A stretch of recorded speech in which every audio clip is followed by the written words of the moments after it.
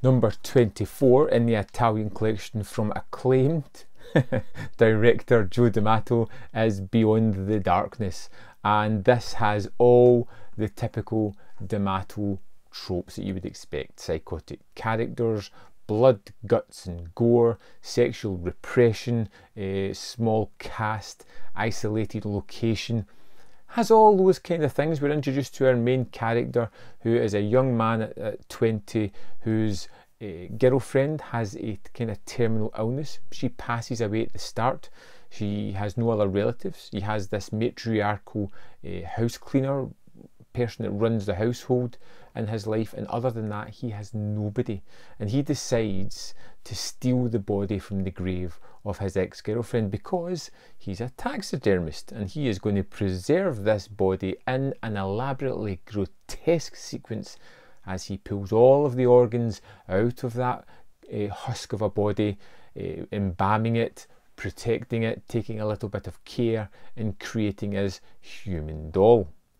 And of course there's more to it than that. We get that matriarchal figure in his life who seems to sexually molest him at the most inappropriate of times, and then starts to facilitate his craziness. She discovers the body in the house, but rather than run away screaming, she kind of helps him, lets him have that kind of plaything. And when he starts to murder other people that are stumbling across his grotesque toy, she starts to help him dismember and get rid of the bodies, and she's doing it to gain more power over this person. And ultimately he promises to give her whatever he wants as long as he can have his plaything forever, and if that means marrying her, so be it, it doesn't matter. And she becomes an accomplice in his crazy antics of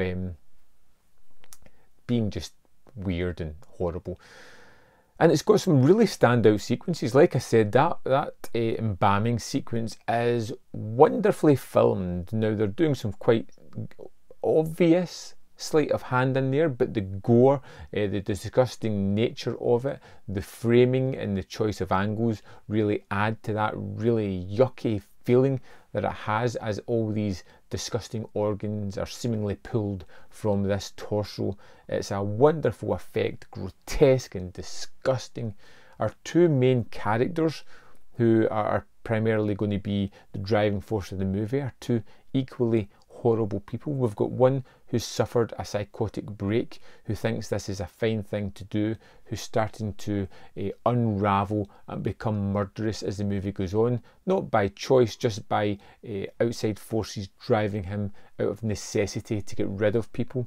We've got the more, I'd say, disturbing character of the matriarchal figure in the family, this housemaid or person that's running the house, as she is calculative.